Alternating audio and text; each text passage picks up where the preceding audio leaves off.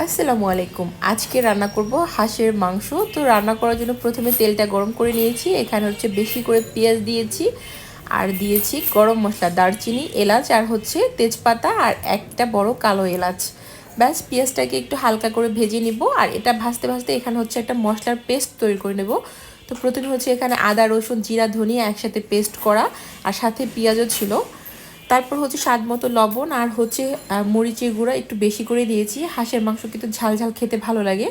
আর হলুদের গুঁড়া দিয়েছি 1 চামচের মতো। দেওয়ার পরে হচ্ছে এখানে ধনিয়ার গুঁড়া দিলাম 1/2 চামচের মতো করে, যেহেতু ধনিয়া পেস্ট দিয়েছি তাই। তারপর হচ্ছে বাসায় তৈরি করা কিছুটা পরিমাণে গরম মশলাগুলো। ব্যাস এই মশলাটাকে পানি দিয়ে গুলিয়ে নেব। আর এখানে হচ্ছে পেঁয়াজটা একটু হালকা হয়ে নরম হয়ে আসছে, এই পর্যায়ে সেই গুলিয়ে রাখা মশলাটা আর কি পেস্টটা দিয়ে দেব। মশলাটা দেওয়ার পরে হচ্ছে এটাকে কিছুক্ষণের জন্য ভালো করে কষিয়ে নিতে হবে। আজকের মাংসে আমি আলু ব্যবহার করছি, আপনারা চাইলে আলুটা স্কিপ করতে পারেন, আলু শুধু আমার বাচ্চার জন্য দেওয়া।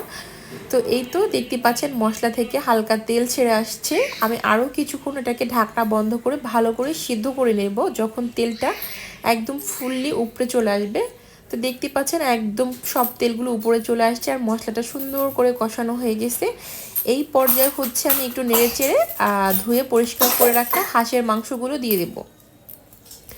আমি আলুগুলোকেও মাংসের সাথেই দিয়ে দিচ্ছি। আর মানে আলুটা আবার আলাদা এক্সট্রা করে দেয়নি, কারণ আলুটা একটু সিদ্ধ বেশি হলে খেতে ভালো লাগে। হয়েছে। তারপর হচ্ছে এই তো মশলার সাথে সুন্দর করে মাংসটাকে কষিয়ে এটাকে ঢাকনা বন্ধ করে করে কিছুক্ষণ পর নেড়ে নেড়ে ভালো করে কষিয়ে নিতে হবে। হাঁসের মাংসটা কষিয়ে যত রান্না করবেন তত বেশি টেস্ট আসে। তো দেখতে পাচ্ছেন কিছুক্ষণ পরে হচ্ছে আমি আবার ঢাকনা খুলে এভাবে করে নেড়ে দিচ্ছি, হালকা হালকা মাংস থেকে পানি বের হচ্ছে।